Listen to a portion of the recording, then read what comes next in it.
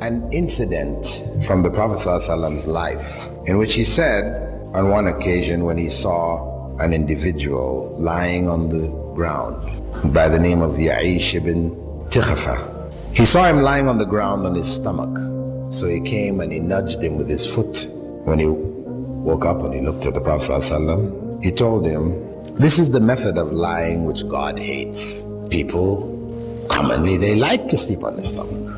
And I know this is one of the etiquettes of sleeping in Islam. And I remember on one occasion when I was in Panama, teaching a course there and in etiquettes, Islamic etiquettes, and I spoke on this. Afterwards, people asked me, why? Why is it disliked to sleep on your stomach? And I really didn't have an answer. Anyway, I just told them, hey, Prophet Muhammad ﷺ said, God hates it, he dislikes it, better you don't do it. From there, I was flying to Guyana to do a course in Guyana also. Whilst I was on the airplane, I was reading the Time magazine. And this Time magazine issue was dedicated to the latest developments in spinal surgery. They were showing the latest medical hardware and how it dealt with the problems of slip discs and crushed discs and the different operations they were doing, and they showed pictures of people's back cut open and and at the end of it all, they had a list of doctors' recommendation to avoid spinal problems. Number one on the list was, don't sleep on your stomach.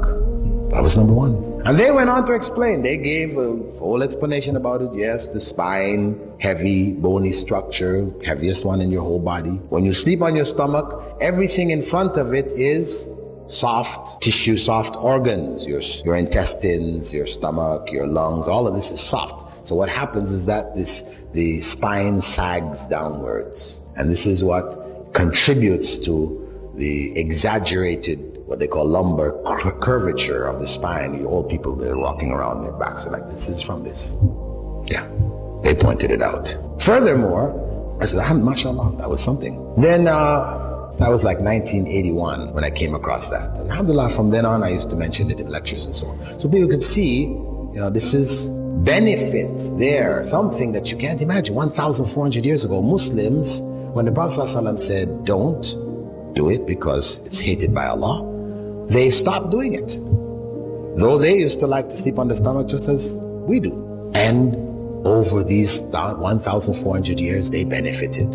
All the people who didn't do it were harmed in one way or another. So I said, mashallah. And that's how we should approach the things which Allah has prohibited and disliked. That it's better not to do it. Stay away from it because there's harm in it. Even if we can't see where the harm is.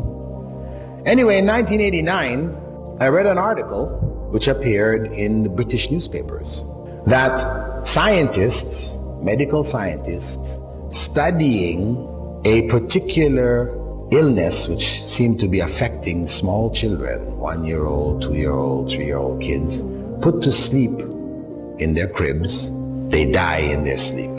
They call it crib death or sudden death syndrome, SDS, there are different names they're given to it. But they didn't know why, what was causing. So medical researchers did some statistical studies. They sent out researchers to people whose children had died, and they gathered up information about what the circumstances of the home was, what type of beds they put them in, what was the temperature of the rooms, all kinds of information. Anything they could think of that was related to the circumstance in which the child went to sleep that might possibly have a common factor, which would then be the danger factor. When they fed this stuff into computers, correlated the results, up popped what? Children being put to sleep on their stomachs. So they made a major announcement across England, front page news. Doctors warn parents, do not put your children to sleep on their stomachs.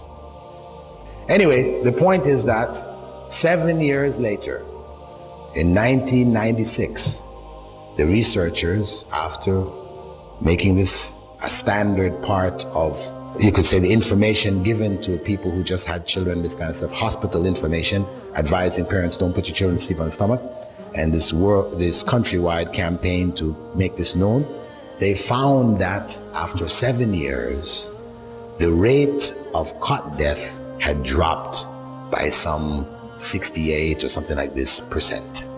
It had dropped drastically.